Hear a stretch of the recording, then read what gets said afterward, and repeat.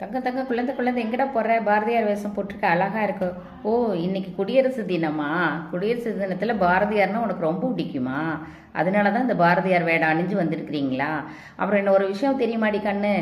சென்னையில் 28 28/1/2024 ஞாயிற்றுக்கிழமை மதியானம் 2 மணியிலிருந்து 7:30 மணி வரைக்கும் சங்கத்தமிழ் இலக்கிய பூங்காவின் நிறுவனர் திரு நீலகண்டன் தமிழன் ஐயா அவர்கள் அங்கே ஒரு போட்டி நடத்துகிறார்.